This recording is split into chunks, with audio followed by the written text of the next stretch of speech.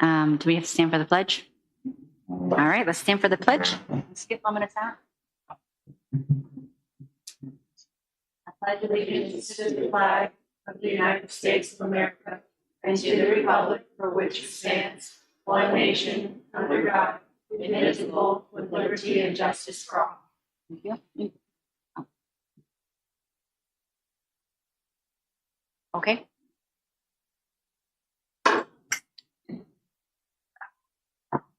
Invocation, Lord Jesus, help us. Amen. Pledge of allegiance, we did that one. Special accommodations, we're good. And then public hearing. No public hearing for this. All right. Yeah. Yes. All right. Let's go into discussion. Dr. Boyd. So I'll just jump in. You guys can stop me anytime you want or take it in any direction you want it to go in. So we have our... What? Oh. Scared. All right, there we go. Red light on. All right. Did you have yours on? Okay.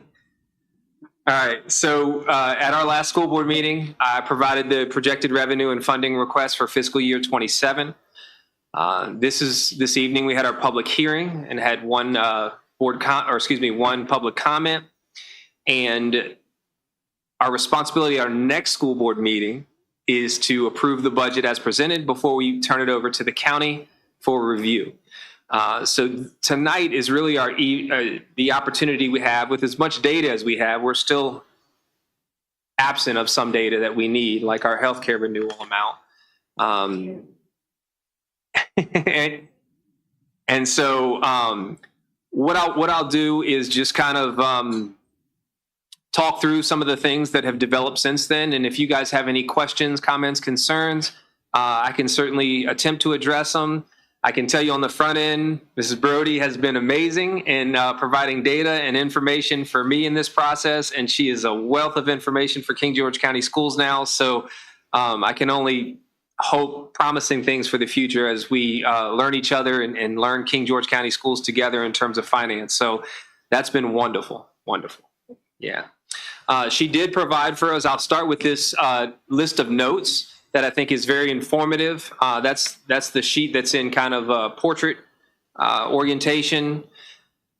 If you remember, in terms of salaries, the average salary increase based on what we proposed is 4.07% across the board. Some steps are bigger than others. If you go higher down the scale, I think it's more like a 4.56% increase. But the average overall from step 1 to 30, whatever it goes up to. Anyways, all the way up to the end of the scale, the average increase is 4.07%. We did adjust compression at step 9. And as I mentioned to you guys last year, Jen was able to adjust some compression steps at some other, at 6, 7, and 8 as well, which really created a level of equity that we haven't had in the past in terms of adjusting those compression steps. So we really feel confident in next year being able to put a huge dent in it, and fingers crossed maybe getting all of the compression out by next year if we're lucky, depending on what kind of budget season it is.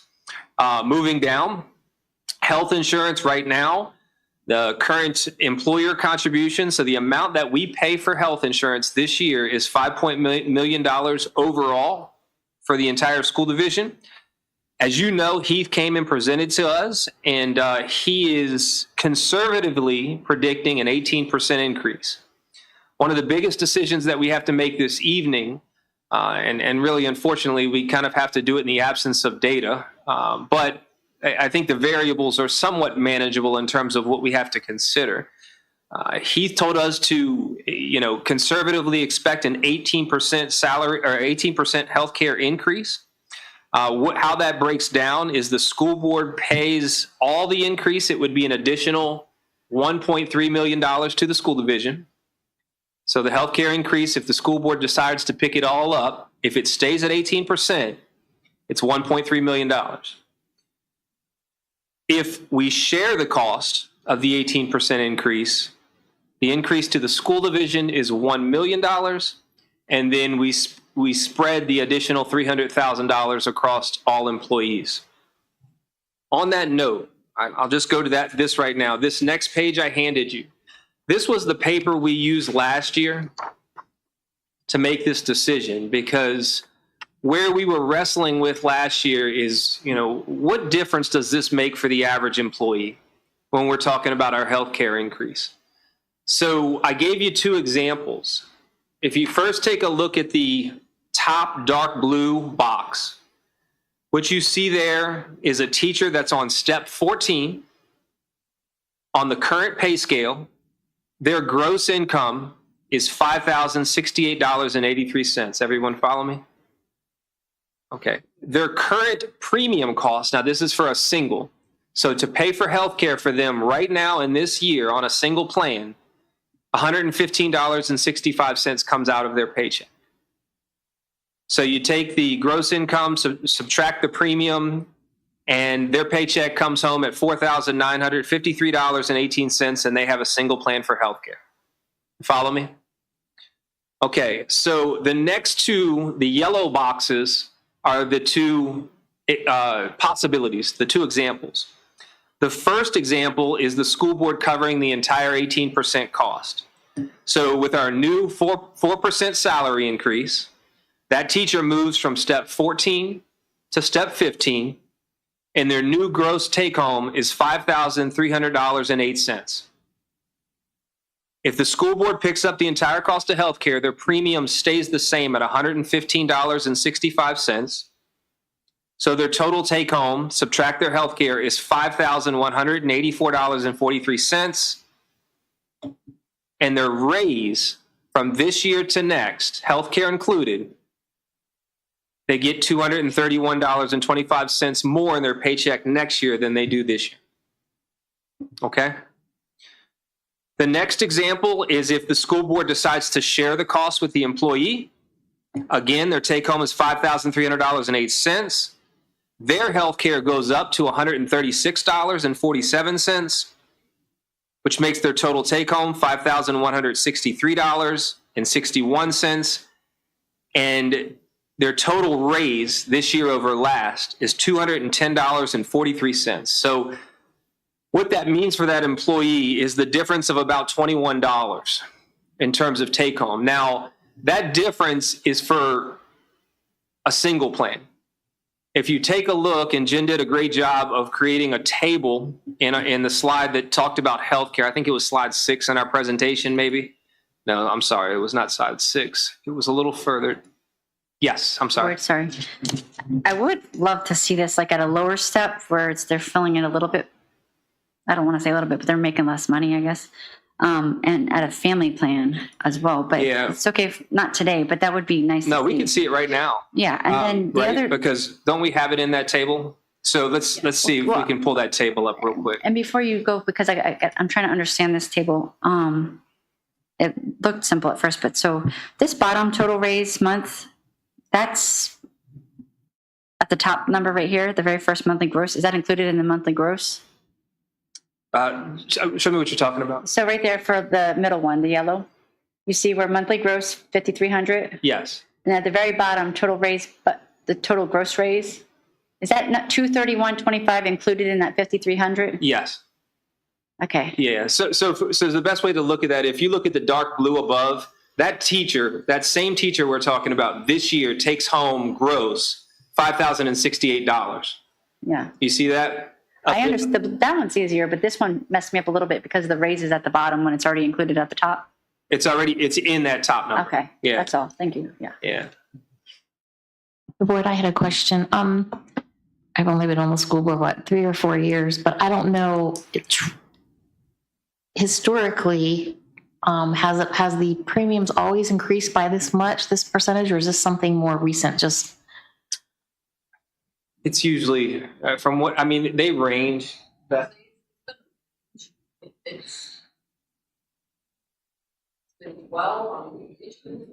don't need it. I'm just trying to think of like if we set way back whenever I started, like an 80-20, are we there yet? Like, because if we keep every time we keep getting these increases, if we keep paying them, it's going to break the you know, I mean, I would love to be able to do that, but we need more money. No, that's a good point, because what you're saying, so way back when these were set, before we were all sitting in these seats, those percentages were not 88% for the employer and 12% for the employee. As the school board every year continues to take on the entire cost, the percentage for the school board increases and the percentage for the employee decreases. So to your point, if the school board continues to take on the entire cost moving forward, I mean, it could, escalate up into easily the 90%. Also what concerns me about this, and you guys might think I'm way off, but I feel like these insurance people, they see a trend with us. And so, they're paying the whole.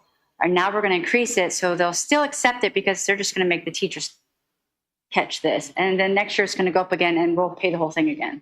They're just going to keep on doing this. By all estimates, healthcare costs are going to continue to go up for a decent amount of time. So, yeah, I think whether it's the employer or the employee, Heath doesn't work for Anthem. Heath is, works for us, really. But I think even those that aren't in the healthcare industry will tell you that the process we're going through right now of it continually ticking up, and then also in a more micro view of it, we usually get a very high estimate on the front end, and then we get a number back that is not as high, which is why Jen provided the next example on this page, which is a 14%. If you look at that second bullet in the healthcare section there, it says 14%. So we went as far as to say it might be 14. I think last year they told us 16 and they dropped it down to 12, didn't they? They told us 20, I think. Yeah, they told us 20. Okay. And then it dropped down to 12. I think it's going to be 12 again this year. 12 or 14.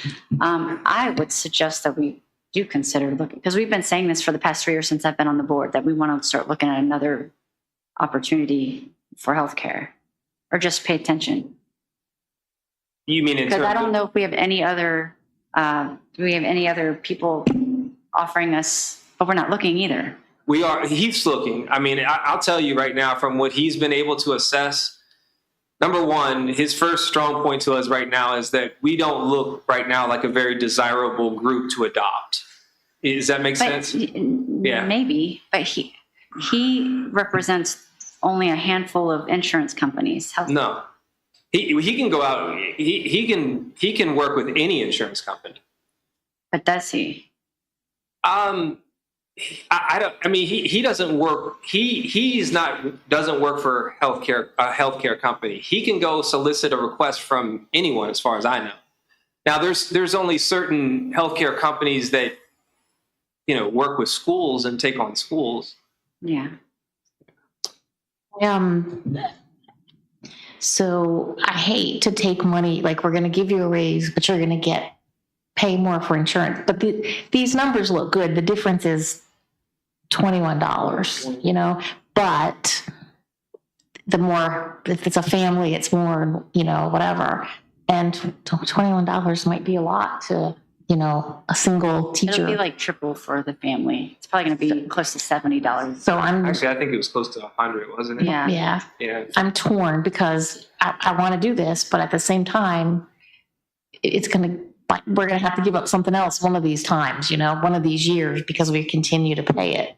So Now, our raise is bigger this year than we have had in previous years. So that's something to consider, because I think your point is exactly right. At some point, we're not going to be able to keep towing that line. It ends up being the same as last year.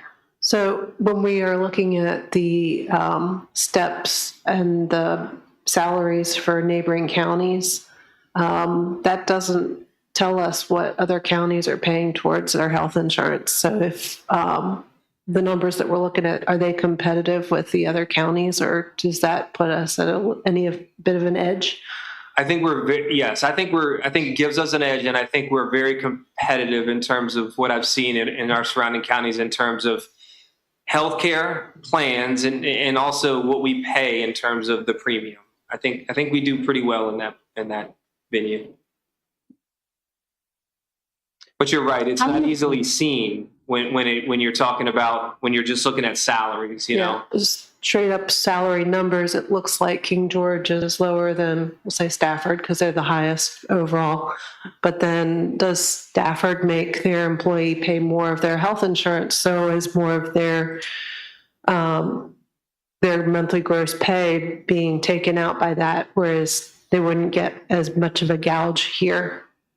So Stafford, $21 compared to $20,000. It's Well, not, they're not feeling it as much. They're making close to $20,000 more a year. depending on what step, yeah. Yeah, but they have a lot more to deal with too. So But then also to Colleen's point about looking at other companies, I know he's looking at that, but if anything else in our daily lives increased in cost 10% or 12% year over year over year, at some point that cost gets,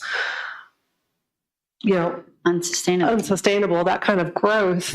Like we can't see that in the housing market. It would just collapse everything. So I'm just looking at that just from a practical standpoint of that kind of increasing every single year. That's a huge increase.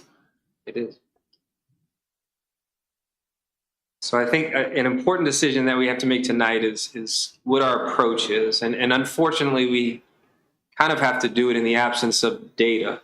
Now, if the number comes in lower, take a look at that bullet. If it comes in at, the example is 14%. If it comes in at 14%, now the school board covering the entire cost is only 1 million compared to the 1.3 million.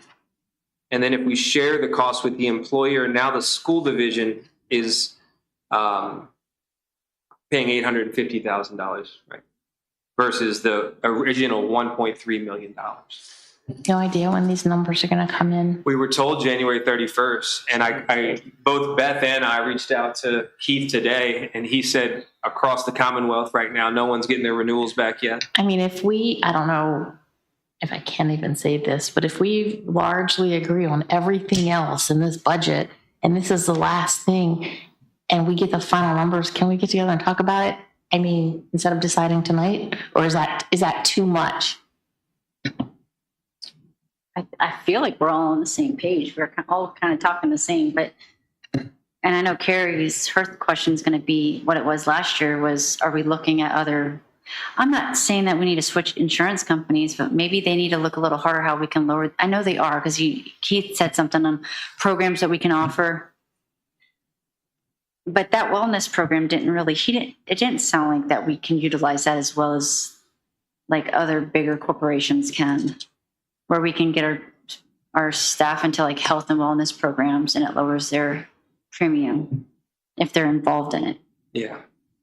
I wish she would look a little harder how we can say yes to that somehow. To the wellness program? Yeah, something that was help, because it's really, it was a handful of staff members that are using the health insurance at such a high rate. It's about half of our so it's 30. about I thought it was 300 30 out of 7. Oh, how many do we have enrolled?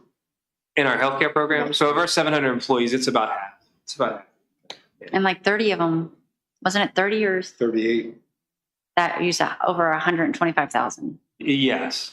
Are you talking about the high claimants? Yeah, because that's what he was focused on, saying that's what's making it go up because of October. So if you're not I guess my question is, can people not enroll in this healthcare program and then they don't have that premium being taken out of their paycheck? Yes. Is that what you're saying? Okay. Yeah, so that's a good point. If they do not take the healthcare plan at all, then you would let's take the darker yellow section, you would take the $2,031 raise and add $115.65 to their raise. So if they don't use the healthcare, am I saying that right, Jen? Yeah. Then their raise would be about $46. So looking at it on a macro level, if everybody elected to take the health insurance, would their overall premium be less? Because then we have more people paying into it that aren't using those benefits, and we don't have as many, the ratio of people who are using a lot to what is. Yeah, I don't know if they're going to do it that way for I'm just asking, I'm not asking to force anybody. I'm just. I know. No, it's like, I hate being forced to do, pay for something I don't want. So I'm just trying to get an Theoretically, idea. that makes sense. But is that how it would work in this, like for the programs that we've got? You mean next year if we had more people prescribed to our healthcare, if we would get lower cost? No. we wouldn't. Darn. Yeah, I know. And to be honest with you, these rates are actually, these premiums are not bad considering what's going on in the world right now. Yes. I can tell you that when we talk to folks that come to King George, that are in King George, that have been elsewhere, we offer very good health. It is good. I'm dealing with it myself now. And so to see the cost of it, you're not going to go anywhere right now and get lower rates. It's so expensive right now. This is not even like, I can't find these prices anywhere outside of like a government or school county thing. No, if you go out to a single Yeah. on the private market, no, you're paying very high premiums. Mhm. So it is a Understand the- benefit. When you talk about us being competitive in our surrounding school divisions, now it's not one that's always, front page news, but I can tell you, if you shop it, we have very good health care. So Mr. Frank. No, I'm just saying, we have to approve this on the next meeting, which is the 23rd. So we got from now until the 23rd to get something from this insurance. So what we can do is, if we want to table that decision right now tonight, I can keep you guys in the loop on any updates. We can make a decision. It's really going to crunch us on time, but I can totally understand the desire to want to make that decision with some firm numbers. So is that the decision on healthcare right now collectively? I would agree, yes. Okay. Because I think Mrs. Cleveland would like to be there on the voting. She absolutely couldn't because of work. She's not even in the state. Okay. Moving down, that took us on a good conversation. But if we continue on the notes sheet, so that on the revenue side, Jen has done a great job of really understanding and appreciating where revenue stands and where it's going to look next year. Based on basic aid funding and re-benchmarking, looks like we're going to get an extra $1.2 million from the state. For those two reasons, this is just basically the General Assembly making adjustments to the way public schools are funded, and it's a windfall for us in that respect. We'll get an extra $1.2 million, which is honestly why that local request is lower than it's typically been. The second bullet there is what I just mentioned. The request right now to our county, to our local government, is $2.1 million.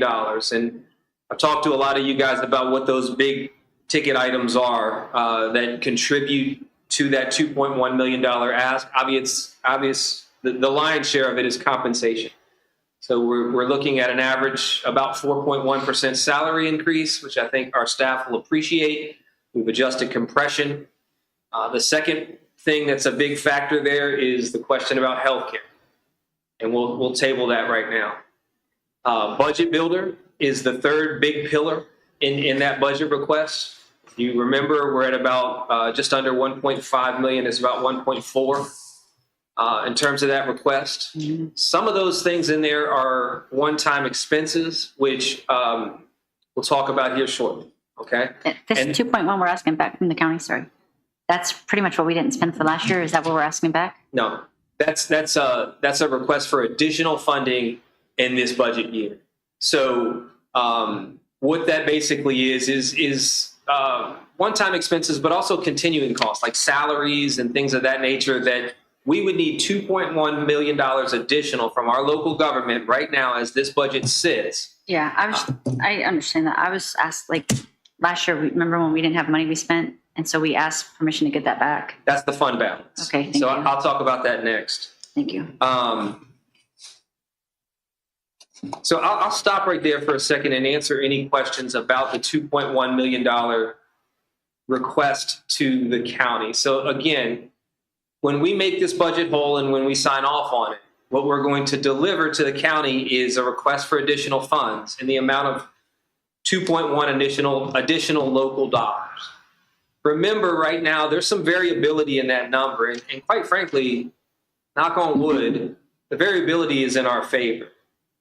That $2.1 million is assuming an 18% healthcare increase that the school board has entirely adopted based on those numbers right now. Okay? So if we make a different decision there, that 2.1 decreases. If it comes in at less than 18%, that 2.1 decreases. The fund balance. Right now, we know that the fund balance is $3.7 million that we didn't spend in fiscal year 25. Before I jump deep into that conversation, there's a possibility of lowering that 2.1 with some of the one-time expenses that we have in this FY27 budget request. I'll talk about that when we get to it, okay? Is there any questions about that $2.1 million request? Are we good there right now? And as I said, I think, I can't speak for the future, but there's a strong possibility that that number could decrease. Okay? How do we get the Board of Supervisors to, because TC the whole time he was there, you're spending 54% of our budget. And actually, we're getting 44 million, I think it is, or about 44 million from federal and state.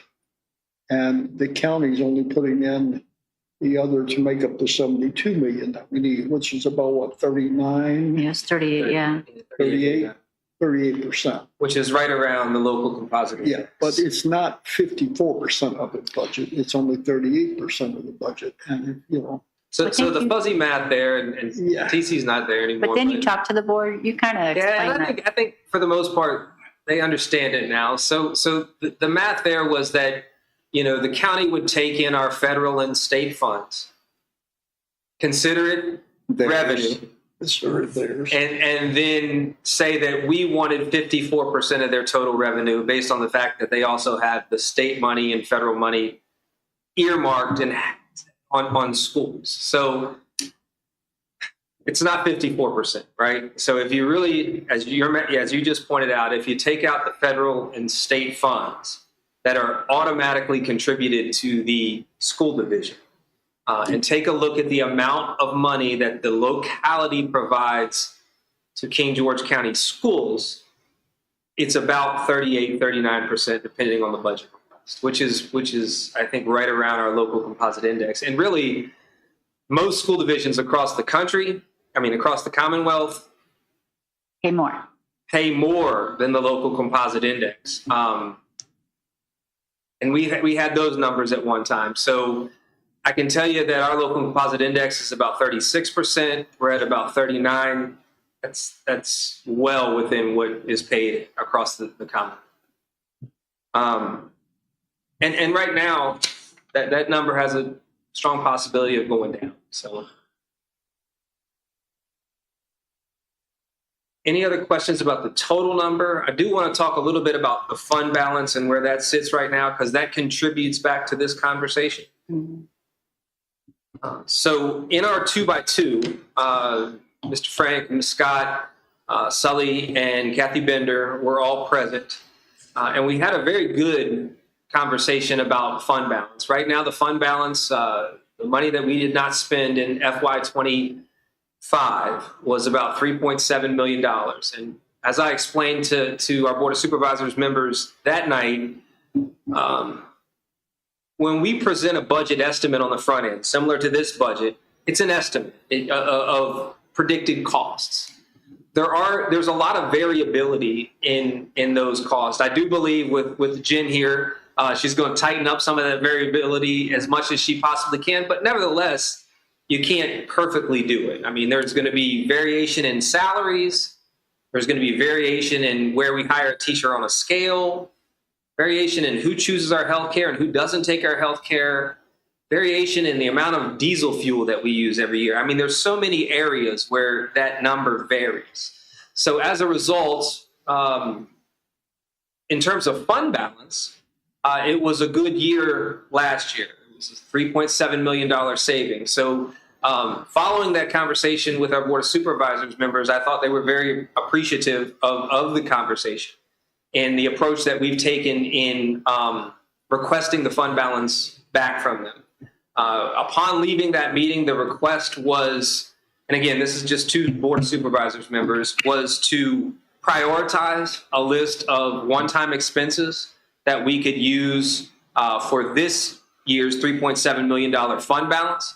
And I think if you look at the list that we've compiled, it's a list that's beneficial to not only the school board, but the Board of Supervisors as well. So it's that last handout that I've provided you guys that I've kind of broken up into three categories. The first one is in our current fiscal year. So again, we're talking about a total of $3.7 million as a fund balance.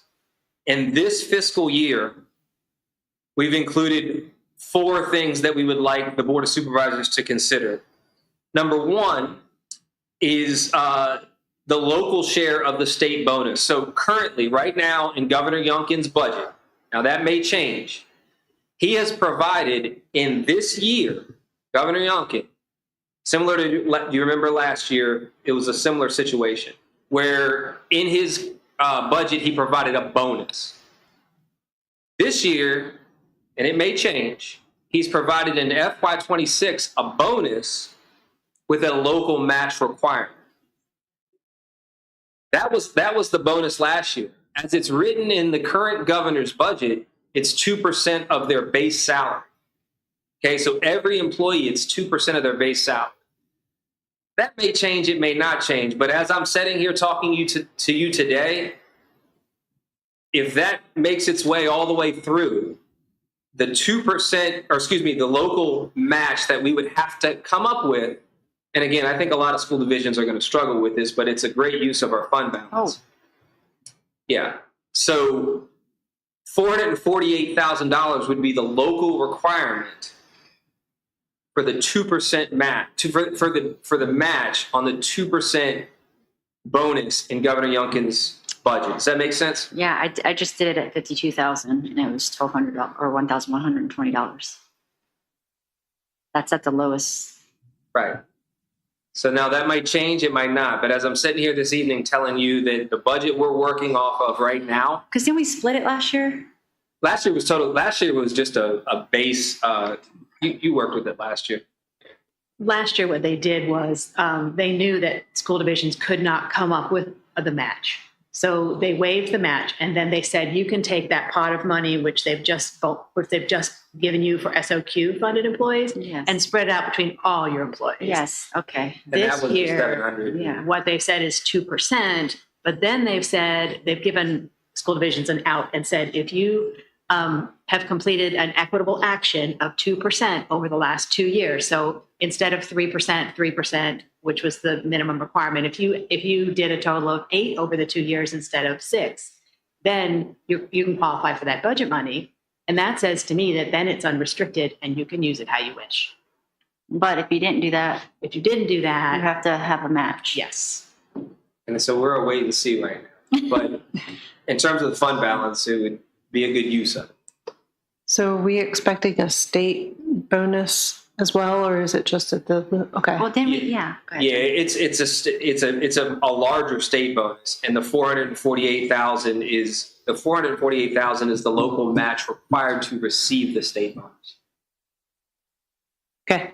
All right. In this budget year, as we did last year, when it comes to fund balance conversations, we like to reimburse the activity fund. That's the same amount as last year. So again, this is costs like graduation. This is other costs that they accumulate at the building level. We have an estimate for snow removal and school nutrition loss because of the winter storm, $63,000. All right. So the way that breaks down, as we've been able to figure it, is about $50,000 of lost revenue from school nutrition based on 9 or 10 instructional days, because the 10th day was the asynchronous day. And it was a total of about $10,000 for snow removal. Originally, it was going to be $18,000. They ended up doing the high school the middle school and some of the bus garage, so it wasn't the full amount. But we also rented those 2 excavators. So it looks like that's about a $10,000 setback for us in terms of snow removal for that one storm. Dr. Boyd, I was going to say this in my comments and didn't do it, but a shout out to Bill for recommending Burgess to us, and then a shout out for Burgess because $10,000 for what he did out there was really reasonable. Totally agree. We couldn't have even gotten back to opening school if it weren't for Burgess and Bill's recommendation to reach out to them. So yeah, it was a godsend. You're welcome. Yeah. So as you all know, we always carry lunch debt. This is a conversation every year. You remember Anita comes Yeah. forward to us, and I won't get on my soapbox tonight about how that happens and how I feel about how that happens. But nevertheless, and if anybody wants to ever hear my soapbox speech on that, I'll save it for another night. But we're carrying right now $198,000 of lunch debt. Miss Anita comes forward to us every year and asks for us to consider ways to cover those costs. She then reaches out to local churches and civic groups and any organization that's interested in helping. I think this is a worthy cause to help with that if we certainly can do that in this budget year with fund balance. That's everything in FY26 that we would like to consider. If you look at FY27, what you again see is 4 items. So the first one we know about, the history and social studies curriculum, is listed at $686,000. We know that in our budget estimate, there's a certain amount of money, you might have to help me with this, Jen, that we have to put forth for textbooks and expenditure. Go ahead. The state gives us revenue for textbooks with a required local match. And then that's going to be one of those things at the end of the school year, we're going to have to certify that we spent that money on textbooks. So we looked at what was in the budget builder to see, it includes textbooks, online programming, that kind of thing. And we looked to see, and we were pretty close, but the $668,000 will take us, we won't spend enough of the state and local money. So reducing it by $156,000 still leaves us in compliance with the state. That makes sense in terms of the amount of money that the state provides us in the local match. So in other words, with fund balance, we can request $529,615 from the fund balance to pay for the history and social science curriculum. The remainder would come from required state funds that we have to spend on Okay. curriculum. In this budget request, and again, all of these numbers that I'm mentioning right here are in our FY27 budget request, which as a result, if they're satisfied through the fund balance, it would decrease that $2.1 million by a certain amount. King George High School camera and NVR upgrade, again, was in the budget. King George High School laptop replacement, $120,000 in the budget. We went through these last time when we presented this. Door repair and replacement of $45,000 in the budget. All those would decrease that number in the budget builder by those respective amounts. Dr. Boyd, we've talked a little bit and we've seen the results from down at Northern Neck about cameras in all the classrooms. Is that, have we figured what we're going to do there as far as a budget? Yeah, so we have, right now, Hillary and John are looking into that. They've got 2 quotes that they're looking into right now. Now, we didn't put those, as you know, this conversation has come up Right. since the initial budget request.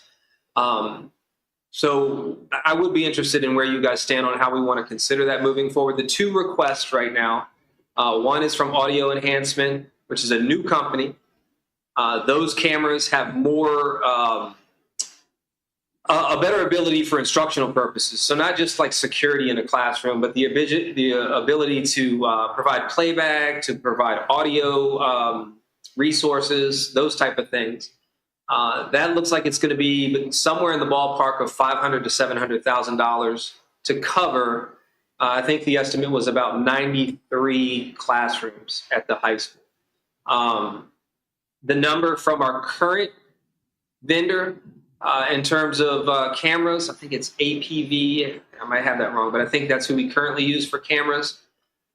Those cameras are just the security cameras. Like, we have no audio function. They don't listen. Those are just the security cameras that we have in the hallways. That number looks like it could be somewhere between $400,000 and $600,000, based on their current cost estimate. Now, none of those are included in FY26, but they could be included in the fund balance conversation if that's the board's desire. My question was, one of the big ticket items was the server. Does that estimate from them include the server to store all the, it does? Storage is part of the Okay. conversation. All right. That's not as bad as we thought then. No, I think, yeah, we were expecting a much higher number. And we're talking 93. 93 was the estimate John had on the additional classrooms that would need to have And that's how many cameras in each classroom? one camera in each classroom. I would say, for the rest of the board who haven't seen that in action, maybe when you take your next field trip, we've already been there, but maybe we can arrange another one for the other board members to see how that works and how advantageous it would be, and hear the success stories Yeah, that we heard. and maybe one of the trips we're taking too may have a similar technology as well that we could, maybe some of those board members could see it as well. Did we have a number on that for the cameras in the classrooms? That it would cost? Yeah. Right now, the two estimates we have, they're a relatively wide range. They're between, audio enhancement is between $500,000 and $700,000. So it's a rough estimate right now based on 93 classrooms, one camera in each classroom. And then the current vendor we use with the current cameras at the high school, again, 93 classrooms, they believe it'll be somewhere between $400,000 and $600,000. Okay.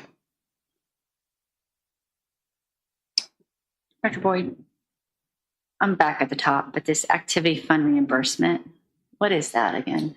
So each of our schools has an activity fund, right? This is the conversation we've had about, Yeah, I got you. yeah, so some of the common expenses I always bring up are the schools are responsible for paying for things up front that we usually reimburse them for. Okay. Like Graduation is always one that comes to my mind. That's a big expense that they pay for up front. We try to reimburse them so that they can, for expenses like referee fees and stuff that Okay. really doesn't contribute directly to students. If we reimburse them for some of those high dollar expenses, referees is one of them, security that we pay for from our local sheriff's department, some of those things, if we can reimburse the schools, then they can focus that money on kids, equipment, and things like that. At first I thought when you said security, I'm like, we pay for them to come to like the games, but you're talking about in-school security from them. No. No, we pay for them to come to games. Yeah, so like right now, if we, like for example, a football game on a Friday night, we might have, depending on the game, 5-6 deputies that we pay their hourly rate. So, depending on what their hourly rate is, if we get Sheriff Giles to come to one of our football games, the hourly rate is pretty high. Yeah, so we pay that right now. Maybe we could do like a big muscle dad mentor program and they come in and save us some money. Yeah, I mean, we appreciate having. No, I know, and I love them. Honestly, on a Friday night in King George, where else would you be? I mean, that is the hub of activity in King George on a Friday night. So, anyways, And it is an opportunity for the community to get to know the local law enforcement. absolutely. Yeah. And usually those deputies are our SROs, Mhm. which Yeah. is double benefit. Yeah. They get to see the kids in the evening. So, how would you guys like me to consider and handle the conversation about cameras right now in terms of the classroom? I did say, it's less than a month ago that we kind of saw this, thought it was valuable. I think we all believe it's valuable. I think there's in full disclosure, there's a number of stakeholder groups that I would like for them to weigh in on, parents, students to a certain level, teachers to a certain level. We do have estimates. It can be part of the fund balance conversation, which would move the project forward very, very quickly. It isn't something included in our budget request right now, so I think that's part of a consideration for fund balance conversation. You know, when we're asking for something from our Board of Supervisors, that request would be asking for something new, not something not something that we're really kind of pulling out. That makes sense. I think the fund balance area would be where we need to go there because we're not asking for more from them, from the Board of Supervisors. So, and it'll get us much quicker. So are you saying right now that you would like to consider it in this fund balance request or next fund balance request? I'd like to see it as soon as possible. That's just one person, but that's just. No, I I'd like think to see it as soon the as sooner the better, in my Yeah, opinion. I'm with Ed on that one.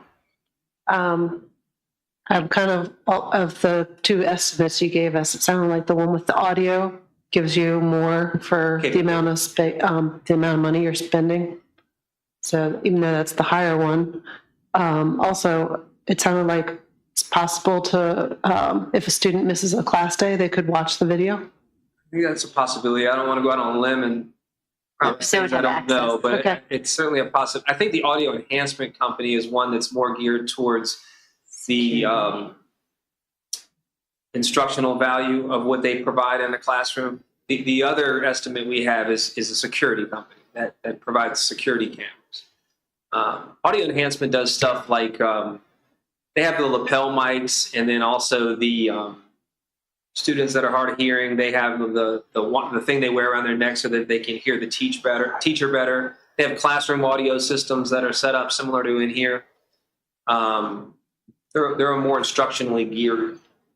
Is one of them what we saw down there, the same company, or have we reached out to them, or do you know? I don't really know exactly what they have down there. My impression when we were down there is that it's a security camera. It's Okay. more like the low. That has to be, okay. Yeah. Well, safety and security is like my number one thing, so I'm all about it. I think we need to be really careful while and I'm sure you're going to look into this. It's where the cameras are placed because it'll take a student about 5 minutes to figure out that if I stand over here, I'm not on the camera, So in terms of this funds balance conversation right now, I didn't do this on purpose, but honestly, if you look at everything here, it kind of adds up to $3.7 million. If we are to consider making the classroom camera project part of this fund balance conversation, What are we going to we do? would really need to, I think, fairly remove $700,000 from this request. And again, this is all based on the assumption right now that the Board of Supervisors awards us this fund balance. You follow me? Yeah, because we're only talking 1, 2. Correct. Yes. So if the decision, is to award us the entire fund balance, what you have here is about $3.7 million in expenses.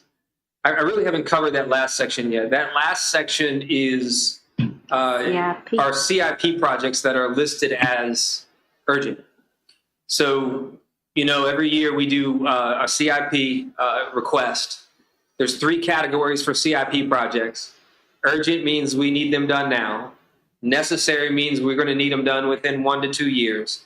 And future means that we're letting you know that here in the near future, 5 years or whatever it is, we would need that project completed. What I've done is listed the projects that are listed as urgent in the fund request, in the fund request. Elementary school, air handlers. What is that? That's part of the HVAC system. I think those are Buffalo air handler units that are very old at this point that are in need of replacement. So I have a question about that too. I remember back during COVID, we spent a lot of money to add something to all of our HVAC systems in all the school. Is that part of this here? Or is that part of the cost in there? No, that's not part of that's a component of the HVAC system. So if I remember correctly, that was when Dr. Benson was still here. That was That was ARPA.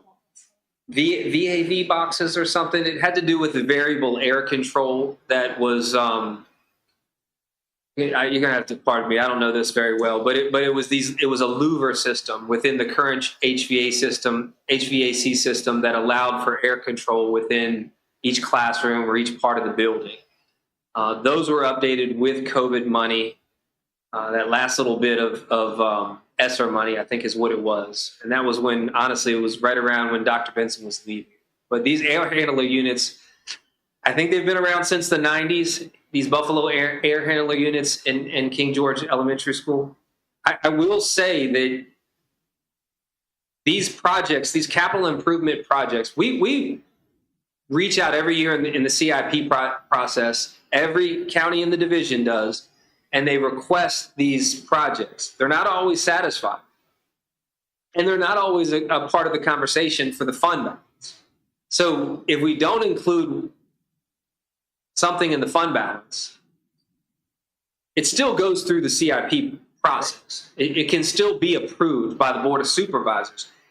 It just means that it's coming from other money besides the fund balance, which is other money that the county has to come up with. So Which one of those 5 things that are there? Potomac Elementary roof, 800, and school bus refresh, 650.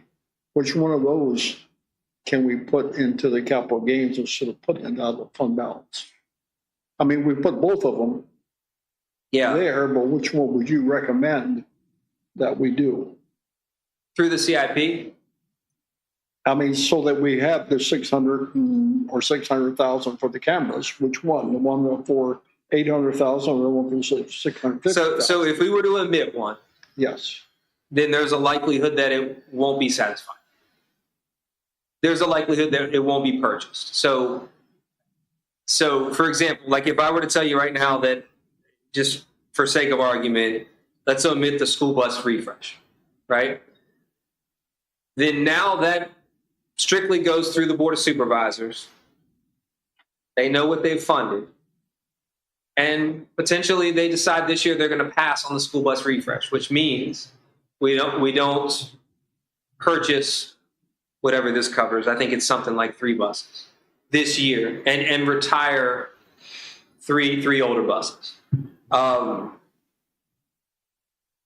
That's the example with the school bus refresh. If we were to take out Potomac Elementary School school roof replacement, we know we have leaks in Potomac Elementary School roof right now. And we go another year, I mean, it's so hard to say. I can't predict the future, but that's what we would do. We would put it on the CIP side, hope that it gets satisfied. If it doesn't, then we're going another year without a roof replacement at Potomac Elementary School. So it's hard to see. The Board of Supervisors are aware that Potomac Elementary is often, they're so good and quiet. They don't get as much attention. And so, I was being nice, but yes. And so maybe we could communicate with the Board of Supervisors, because I think if, like Mr. Davis saw that, he would fight for the Potomac Elementary roof to be replaced sooner than later. Do you see what I'm saying? Like, yeah. I think we might be able to, but I don't want to take that off unless it's guaranteed, because we don't need leaks on roofs. Because if they see school bus refresh, they're gonna, in their mind, because they're not in it every day, like we just gave so much money last year for school buses. They do every year. Yeah, I know. We buy 2 or 3 buses every year and rotate them. Yeah, and retire the oldest. Yeah, we'll do Yeah. that we'll if you skip a couple years on that, then you're stuck in a year where you've got to buy 6-9 buses. Yeah. Which it gets very expensive. But we don't have to just do the CIP plan. It's the whole thing all the way up. It's like slim picking. Yeah, it's hard, right? Yes. Yeah, I was just picking the big items here. We could put off the security cameras till the next year and budget for it. I'm just, with the way things are trending, Yeah. When we get to our meeting with the board of supervisors, kind of give them an idea of what we're trying to do. And if they say no, then we just put it on the CIP plan. For next year. Yeah. So leave this as it is, put it on our next CIP and our next fund balance conversation, is what you're saying. No. Do it both places. What I'm saying is, I guess leave it as it is, but when we go to the board of supervisors meeting, tell them what we're trying to do with the cameras and see if that's an option. Okay. Do you know what I mean? Like, do you agree with that? Because I think having cameras in the classrooms should combat a lot of what we deal with in disciplinary hearings and different things like that, I don't disagree with you. and protect our teachers and things like that. So Now, again, this is all based on assumption that we get our fund balance. Right? And that's not confirmed yet. It's not confirmed. but you did a pretty good job last. Well, I think You're doing a good job. Yes. and again, it's not anything that I did. I think it's the relationship right now we have with our board of supervisors and the relationship the school board has with the board of supervisors and the approach we're taking to being fiscally responsible with our money. Yeah. There's going to be money that goes back. And you know, I think if you recognize that it's money that's going to go back and we can contribute towards these bigger ticket items. See, right now, many of these items on this list right now benefit.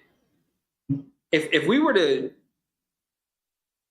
were to satisfy everything in the FY27, that middle section, then that $2.1 million goes down that we're asking.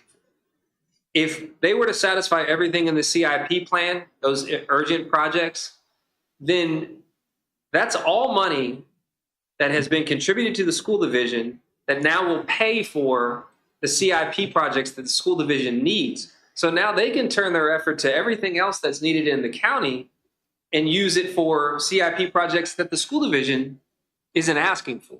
So I think there's a mutual relationship here, a symbiotic relationship that benefits us and benefits them if they allow us to have our fund balance back. Not to mention, you know, what it means for my staff to be able to save money appropriately the way that we want to save it, not June 1st, spend it down as quickly as we possibly can for things that we don't need. This approach is one that really kind of provides us and the county an opportunity to use money for bigger ticket items that we couldn't do otherwise because we only operate on an annual budget. Unlike the county, they have a fund balance in the county, right? They have a piggy bank, in essence, that has millions of dollars. School divisions don't operate that way. So we have to come to them for these big ticket items. But if we can satisfy those through a fund balance conversation, then now we've been fiscally conservative. We've purchased what we need to purchase. And as a result, we can afford some of these bigger ticket items. So I think it's kind of a win-win. Is this? You said it would go down if like any of this was covered, any of these 3 tiers. So if they gave us our fund balance, the 3.7 back, would we be still asking for the additional 2? No, We would still be asking for some of that too, some of it. but not all of it. Okay, because only some of this is in that Yeah, budget, and this is extra. Most of this is extra. exactly right. Would it be decreased by that 769, 615? Potentially, yeah. Mhm. Yeah. Right. I think, I don't know how the timing of this work out, but you might consider sort of a layered kind of funding approach, thinking about that way, because, you know, there's some flexibility in the health insurance. There is the general assumption that there may be more state funds. Particularly, I know there's some legislation for funding for at-risk students. So there may be more state funding and then the fund balance. So it's almost hard to decide until those other things come out, but I don't know if the timing of that will work for your decision-making. I know it'll be tough time because we won't know what's going on the state level till mid-March. So I do believe that there could be additional state funds for at-risk is a big conversation right now on the state Is that level. what she said, at-risk children? Yeah, for at-risk students. So in essence, what that means is we get more state funding. That 2.1 again it could also go down Okay. again. So, you know, one possibility is I don't know, all these things are so important. I don't want to Yeah, put anything, it's a difficult thing to say, Yeah. but, you know, Because the ones that you can kind of play with aren't going to make that big of a dent by pushing it aside. yeah, The ones that really we can't afford to play with. I think Kathy's suggestion is the right one, is we let the Board of Supervisors right now know that we're interested, and they may be interested in the idea of cameras in classrooms too. We know what it potentially could cost, and we'll see where that conversation goes, and ultimately, worst case scenario is it's in our CIP request and fund balance request for the next year. That's good. It also gives me a better opportunity to kind of vet this with stakeholders. Yeah. I think when you talk to whoever talks to the Board of Supervisors, I assume we all will, just let them know the level of issues that we're dealing with and why it would be beneficial. Yeah.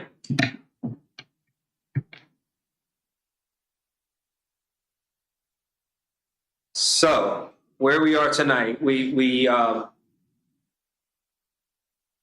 hold on the healthcare conversation as it sits right now.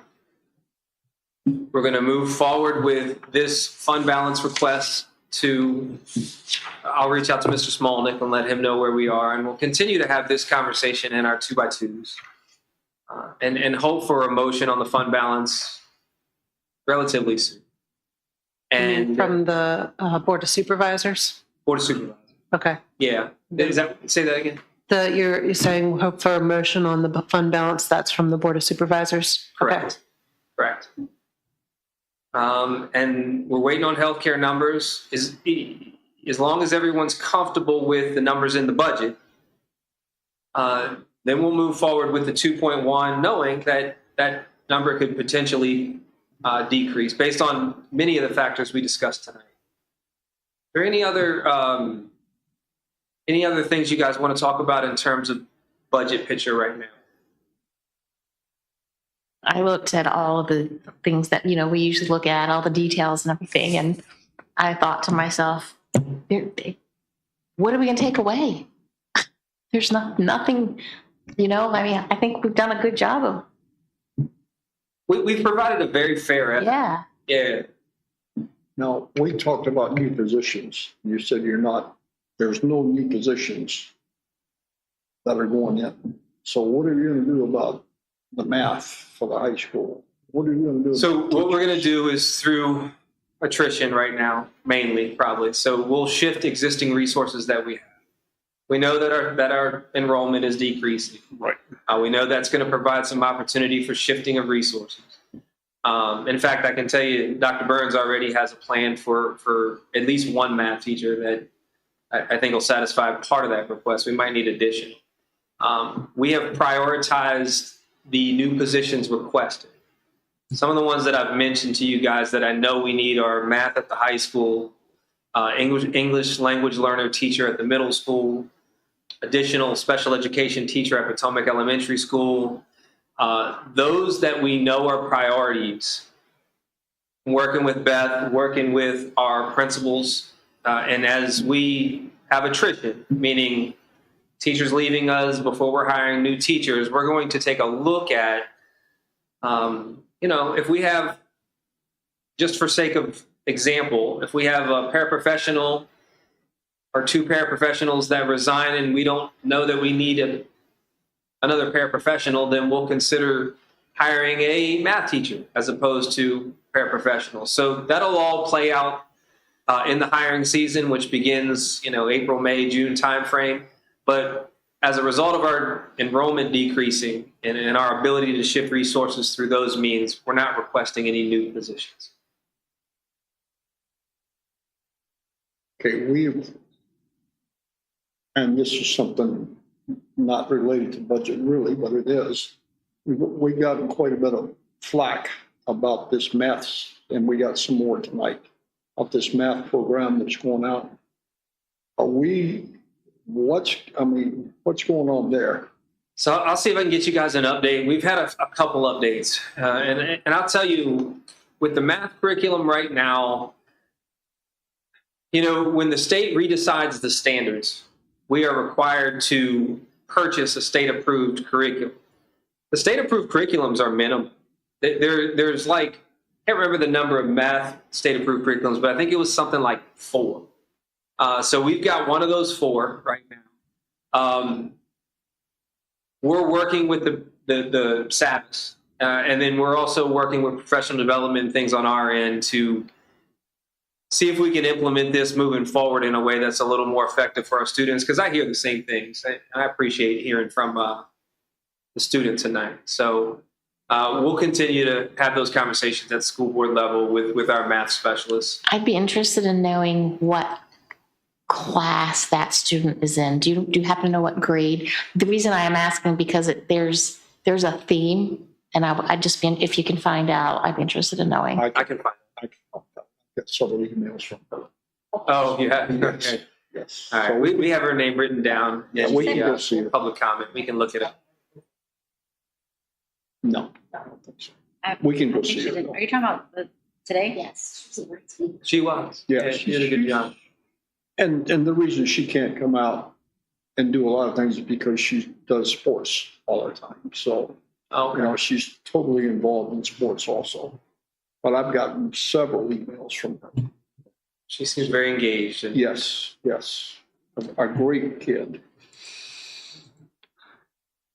So if there isn't any other questions, what we'll do next time, what we'll do between now and next time is hopefully provide you guys with some firm healthcare numbers. I'm going to meet with Mr. Smolnick and start having the fund balance conversation with him. And then we'll move forward with the request that we currently have, knowing that some things may shift, not on our level. We hope to get firm numbers with healthcare and everything else, but we know state numbers are going to shift, and we know some other variables are at play. So is there any other questions? About budget? No. Okay. All right. Other stuff, yes, Madam Chair, which I don't know that we can talk about that.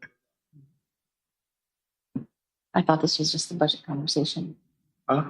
Yeah. I was going to make a We motion can talk to about off the adjourn. record. Yeah. Oh, no, I was talking about the VOTEC. Do we want to talk about that? I mean, we can't because we were talking about budget, so.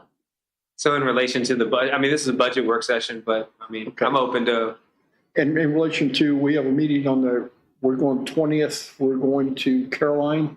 Who's going to go to that? Do you have the list? Rachel, and you said it going up. Yep. I haven't heard from him. Okay, Yeah. all right. And I'll go on the 26th also could you send that out today? I'll do that one also if no one else wants to. Smithfield. Yeah. That's a full day. It's a long drive, but Yeah, 3-hour drive, yeah. but you're driving. Yeah, yeah, I got you.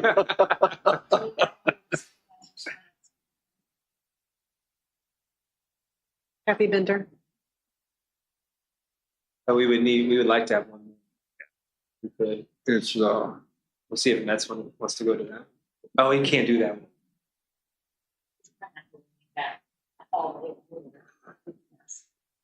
Okay. And then there's a possibility for Spotsy Tech Center as well that we're still trying to schedule. Is Bill available on 20th?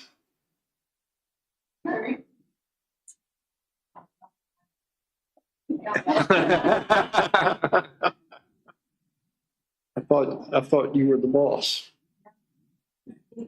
The chief of staff.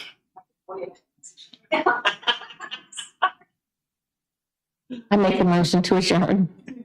Second.